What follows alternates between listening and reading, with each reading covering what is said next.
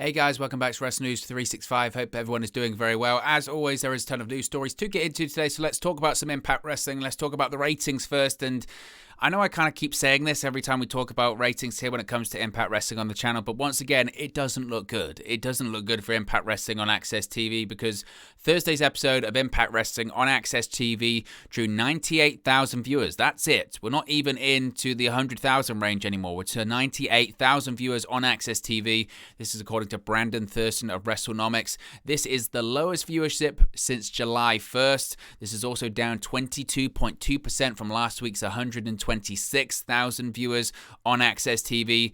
Thursday's episode drew a 0.03 rating in the 18 to 49 key demographic, which represents 34,000 viewers. This is down from the previous week's 0.04 rating. The show didn't even rank in Showbuzz Daily's top 150 programs in 18 to 49. Now, of course, Thursday's Impact featured Impact World Champion Christian Cage making an appearance, the Good Brothers versus Rich Swann and Willie Mack, Sami Callihan versus Chris Sabin, David Finlay versus Chris Bay, and much more. So, again, the numbers don't look good at all, and I think because of this starts to show why in recent weeks Impact Wrestling have moved to that new model where they shut down their Twitch channel, didn't they? They shut down their Twitch channel and they've moved to a new model whereby if you subscribe, essentially, if you become a channel member to Impact Wrestling on YouTube, you can watch Impact Wrestling, I think, even before the show airs live on AXS TV, or when it comes on to broadcast, because it's not live, it's taped, of course. But they've moved to that model, and I think the reason they've started to do it, because let's face it,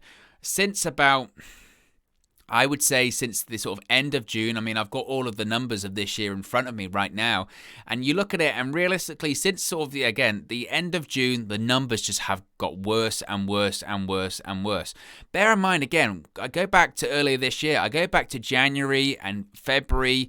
March wasn't great, but certainly January and February, they were getting 170,000 viewers, nearly 200,000 viewers on the Post No Surrender episode of Impact Wrestling. They did 197,000 viewers on AXS TV. And they settled once again into sort of 150, 160 range. That now, in comparison to 98,000 viewers, is horrific. Absolutely horrific. And what's the difference? Well, we spoke about this before, the whole spoiler issue when it comes to Impact Wrestling now. Does that play into it?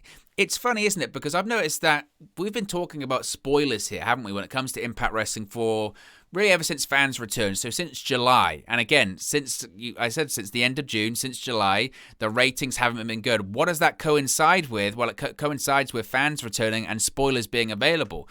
But there's been this discussion online recently, hasn't there? Certainly on social media when it comes to spoilers in NXT, and does that affect the viewership?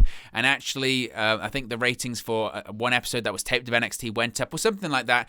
In my opinion, and I think the evidence is there alone, when something is taped and when spoilers are out there, it does reduce the viewership figures. It just does, because it gives you the opportunity to basically make an educated decision whether or not the show is worth watching, because you've seen what happens. When you know exactly what happens, unless it's something big, unless it's something newsworthy, you're not going to tune in.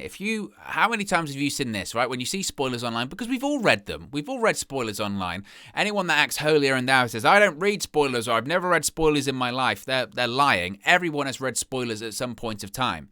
Now, how many times have you seen spoilers online or read spoilers online? You look at them and you go, I'm not watching that. That show looks terrible. Why would I tune in to see that?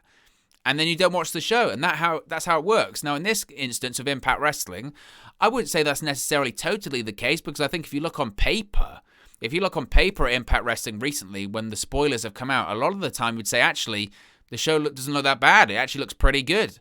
Christian Cage showing up.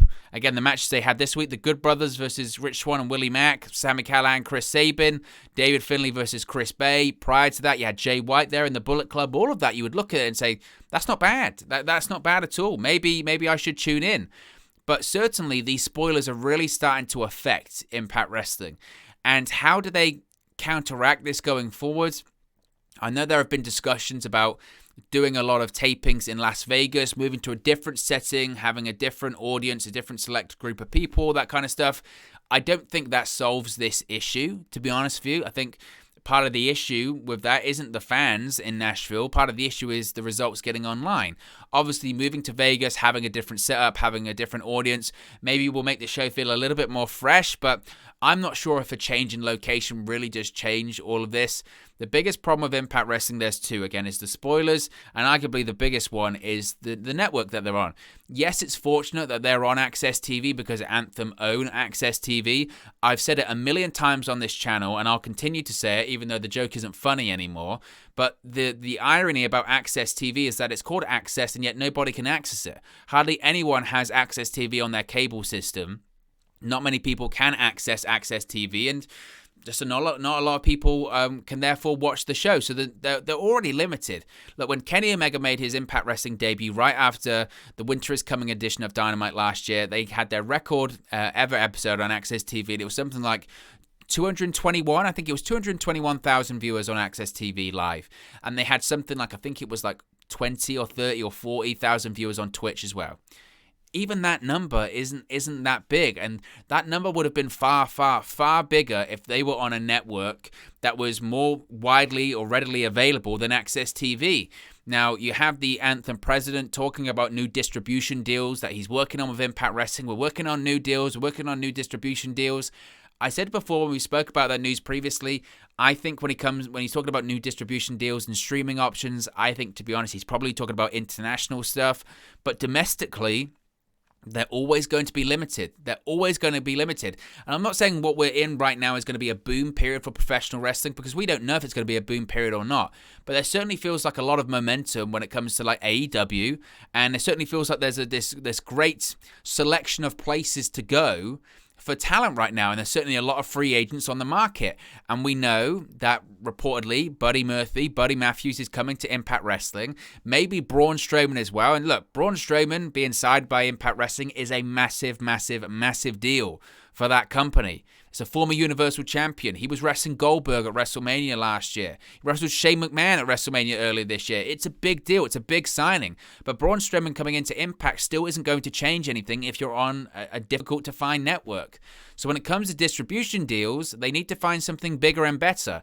Even if it's a cable system, I'm not talking about a cable network that's going to be like a USA or like anything close to a Fox or even a TNT, but there are options out there, surely. There have to be better options out there than AXS TV, especially when now other networks and cable networks would be looking at programming like WWE and like AEW and going, they're doing pretty good numbers. Even though the numbers are going down in WWE, in comparison to television in general, they're still pretty good numbers. And I think maybe some cable networks should look at an Impact and say, you know what, let's take a chance, let's pick them up. What have we got to lose? And when it comes to Impact Wrestling, just being on a network that has just a little bit more of a wider reach could double their numbers overnight. Now, if it's this week, 98,000 doubling isn't that much. But if it's 221,000 doubling up to, say, 500,000, then you're getting close to NXT numbers. That's all it takes for Impact Wrestling at this point. They just need a right network. They just need the right deal because, in my opinion, the product's pretty good. The product's been pretty good for Impact Wrestling for a while now. The product's never been an issue. It's very rare that you tune into Impact Wrestling and go, man, that show sucked. They've got great names on there. Christian Cage. Again, they've got W. Morrissey. They've got Moose. They've got previously Kenny Omega, but they've got other names as well coming in. Again, Buddy Murphy, Braun Strowman. I don't think Bray Wyatt. I think he's going to AEW, but there's still names there. Josh Alexander. There's names on that show, and it just needs the network, I think. It just needs the network. And as long as they're on AXS TV, they're going to be doing numbers like this, and it's never going to get better than maybe 200,000. And at the moment, it's just going down and down and down and down, and that's because of the spoiler issue. How do they resolve the spoiler issue? I think it's the same way that NXT resolved the spoiler issue, in that when you purchase a ticket, you sign a non-disclosure agreement, or it's a closed set, or you can't report anything, and if you do, you're in violation of something. I don't know, but there surely has to be ways around that, and that's not just an Impact issue, that's an NXT issue, because nowadays, I know the internet's been around forever, and spoilers have been around forever, but certainly in today's age of social media, spoilers are reported 5 seconds after they've actually happened at the taping, let alone when they air on television. So it's going to be interesting to see what Impact does going forward, because the numbers aren't getting any better, and I don't think that they will. I really don't think they will. We got some Impact Wrestling news when it comes to NWA Empowerrr. Of course, NWA Empowerrr was this past weekend. It was a big success for the NWA. Last night was the NWA's 73rd anniversary show as well, featuring, by the way, the end of Nick Aldis' NWA World Heavyweight Championship reign. For the first time since, 2018? He won that championship from Cody, so Trevor Murdoch, the new champion, incredible. But when it comes to Impact Wrestling, Deonna Purrazzo defended her Impact Wrestling Knockouts Championship against Melina at NWA Empowerrr, where she took down her opponent with a big victory. Late in the match, Melina started to slow down, causing Purrazzo to pick up the pace and land a few key strikes against her opponents. After countering the play of the day from Melina into an armbar, Purrazzo then grabbed Melina's other arm and reached back, pulling Melina's leg back and trapping her in what looked to be like an excruciating submission, forcing Melina to tap out. There was never any doubt whatsoever that Deonna Purrazzo was going to win this match. There was never in doubt whatsoever. I think the match was fine. I think the match was what we expected. The interesting thing now, of course, is going to be, what does this mean when it comes to Deonna Purrazzo and Mickie James? You kind of felt like that this... Obviously, they had Melina for some TV tapings for Impact, and that worked out well. But you kind of felt like previously that Deonna Purrazzo's involvement with NWA Empowerrr wasn't done as a favor to the NWA, but it was kind of a case of, okay, we'll let Deonna Purrazzo work NWA Empowerrr, but we want to do that Mickie James versus Deonna Purrazzo match at some point. Now that NWA Empowerrr is over and done with, I think that point is likely to be Bound for Glory. I think a lot of people are expecting that to happen. I expect that to happen. Frankly, when it comes to Deonna Purrazzo, she's kind of quickly running out of opponents to face and beat. Of course, she's not only the Impact Knockouts champion right now, but she's also the AAA Women's Champion too. And she's rapidly going through opponents and having great matches. There is, in my opinion, there's no need whatsoever for Deonna Purrazzo to drop the Knockouts Championship anytime soon. So I don't expect her to drop the championship anytime soon. The only person actually I could see her dropping the championship to would maybe be a Mickie James. But even that, I don't really see the worth in that, to be honest, unless they want to continue this Mickie James and Deonna Purrazzo feud going on. But as we head into September and October, I would be very, very, very surprised if we don't have Deonna Purrazzo and Mickie James set up for Bound for Glory. I think that's going to be one of the featured matches on the show. That's certainly something they've wanted to do and they're building towards.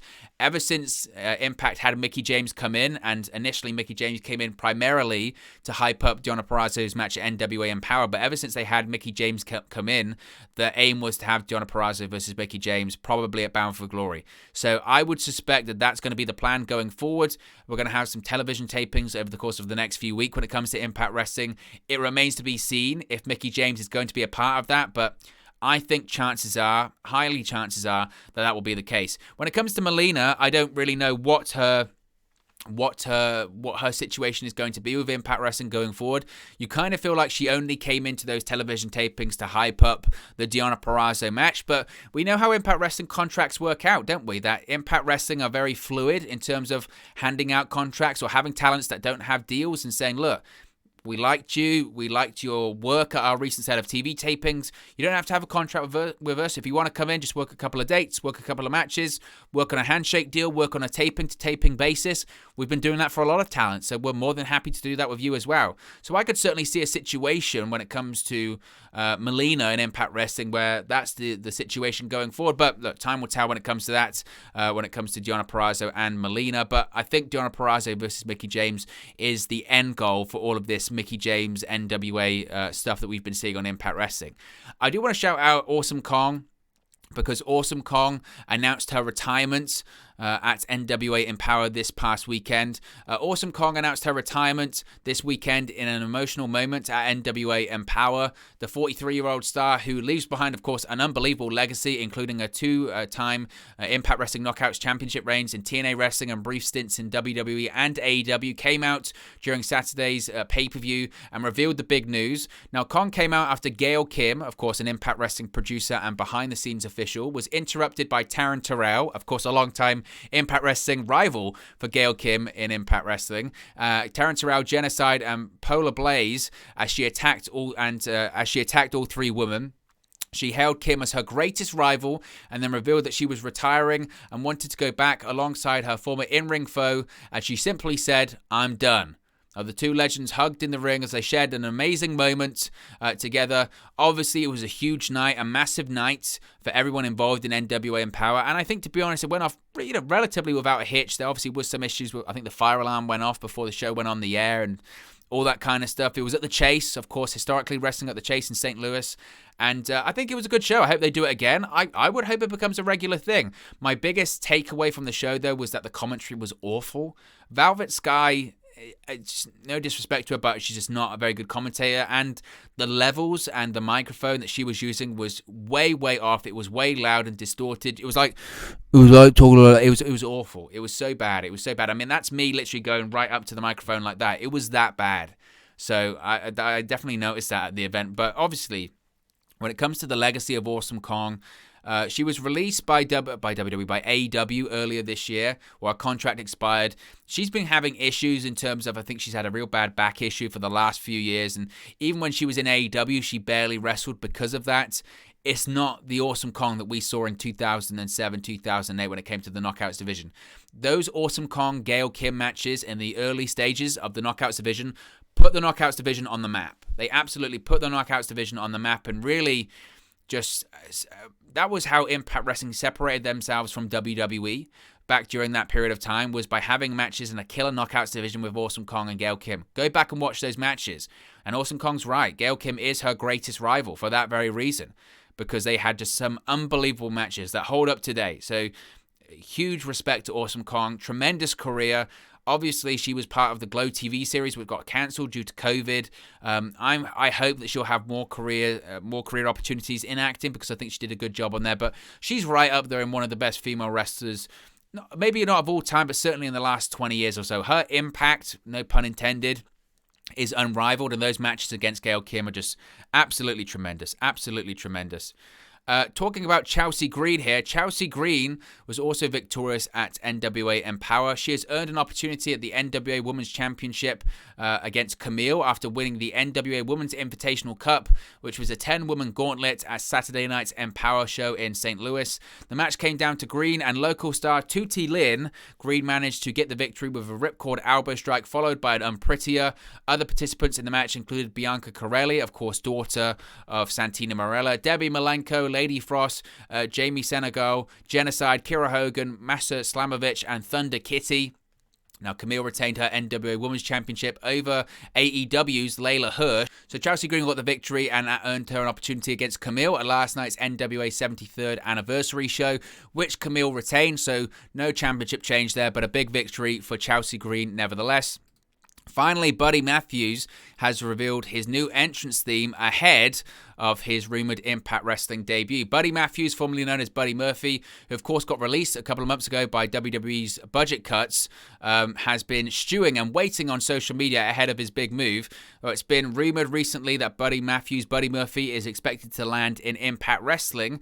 He's been seen in a mental asylum where the perception is that he is someone who is very, very dangerous and is going to be let go very soon. Well, he recently revealed his new theme song going forward. The song is a collaboration with Downstate, and fans cannot wait to hear it soon in the arenas. Of course, Downstate did the entrance theme for the likes of Zack Ryder or Matt Cardona rather, and Cody Rhodes, etc. So if you want to listen to the song, you can find it in the link in the description box below. But look, guys, as always, this is just one man's opinion. What are your thoughts on all of these Impact Wrestling news stories that we've spoken about today? Let me know your thoughts in the comment section below. I'll do my best to respond and reply to all of your comments. Really enjoy interacting with you guys, talking about Impact Wrestling, WWE, AEW, New Japan Pro Wrestling, all things pro wrestling here on the channel. So be sure to get involved in the community.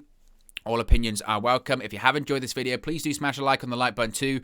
Really does help us out here on YouTube. Got the rankings and get into people's recommendation feeds if they haven't seen our videos previously. But most importantly, if you haven't already, please do subscribe to Wrestling News 365. You can do that by clicking the bottom right-hand corner of the screen right now. Or if you wait a few seconds, there'll be a subscribe button at the end of this video, along with another video for you to watch. Thank you very much for watching, listening, streaming, or have you come across this video today. And I'll speak to you again very, very soon.